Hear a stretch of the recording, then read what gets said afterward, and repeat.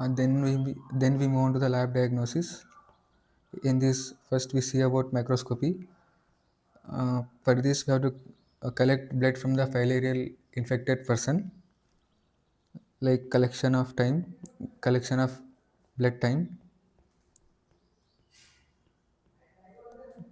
We have to collect blood during the night time,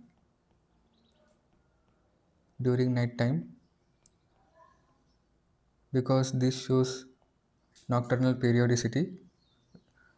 Or else, if we want to collect during the daytime, there's a special test called de-acid provocation test, diethyl carbamazine provocation test, in which diethyl carbamazine tablet is given to the patient, so that this microfilaria will get detected in the peripheral blood during daytime. In peripheral blood during daytime,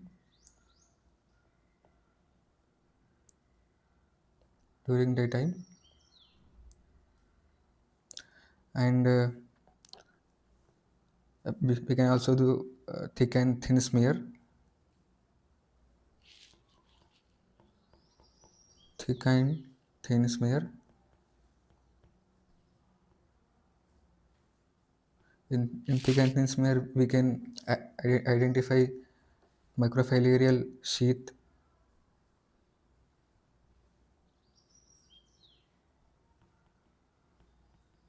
microfilarial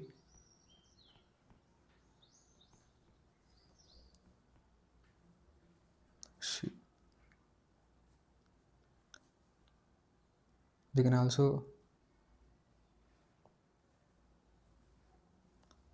in thick and thin smear, we can identify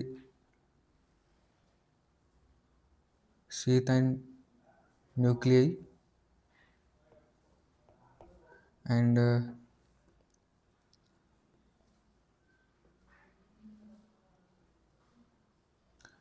we can also do quantitative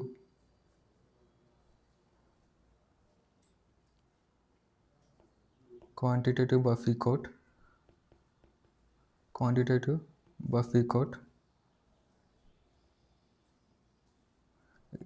is termed as QBC, in which uh, capillary blood will be collected in a tube, stained with tube will be stained with acridine orange,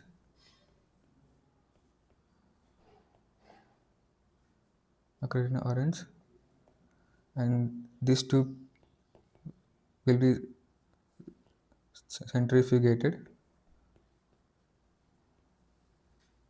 and we have to observe this in the fluorescence.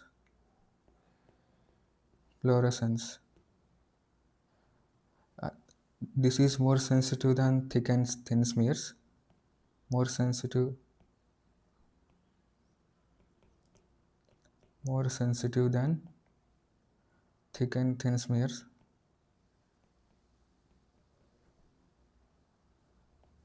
Thick and thin smear.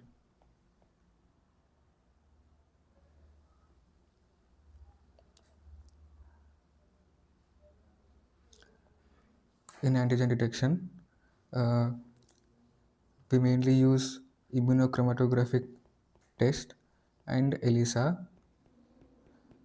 Um, we detect OG. We detect OG 4C3 and AD12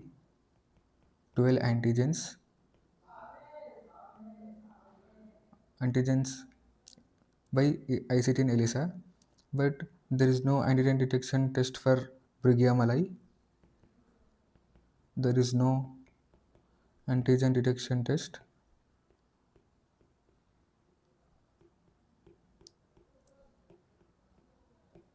for Brigham malai.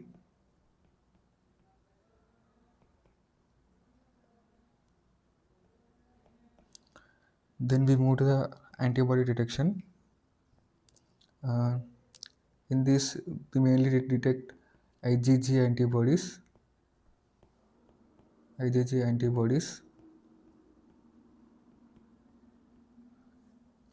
In IgG, there are two types of antibodies we can see in this filarial infected people, mainly IgG4, mainly IgG4 in active filarial infection,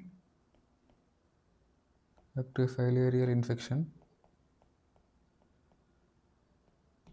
and IgG2 in elephantiasis condition, elephantiasis condition. Then we move to the molecular methods. I- As we know, we use PCR, polymerase chain reaction, and real-time PCR, real-time PCR in molecular methods. Then we differentiate uh, Wuchereria bancrofti. Then we differentiate Wuchereria bancrofti and Brugia malai. Brugia malai. The head end of a Wuchereria bancrofti will be having a cephalic space, and the nuclei are well separated. The tail end of the Wuchereria bancrofti having terminal elongated nuclei, terminal elongated nuclei, and there will be no nuclei at the tail tip, no nuclei at the tail tip, no nuclei at the tail tip, and the tail is pointed in the Wuchereria bancrofti. In Brugia malai, uh, like Wuchereria bancrofti, it also having cephalic space, but it is 2:1. It is sorry, it is 1:1, and in Brugia malai it is 2:1.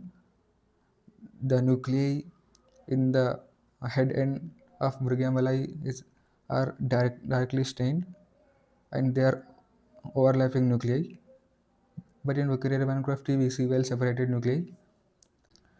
Tail end of Brugia malai will be having 4 to 5 nuclei in the tail region, 4 to 5 nuclei in the tail region, and mainly two widely spaced round nuclei in the tail tip.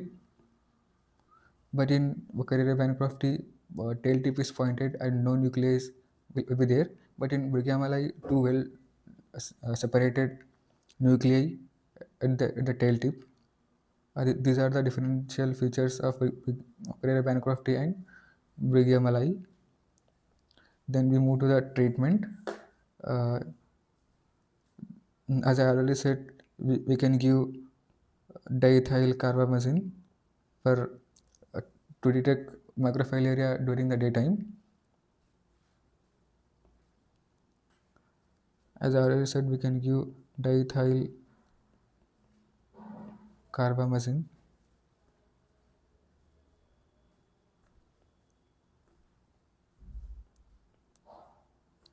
It is DEC, and albendazole,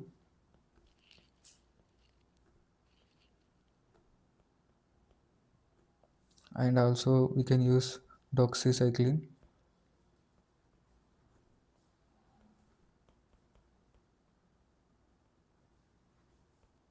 With this, we complete a filariasis topic. Thank you.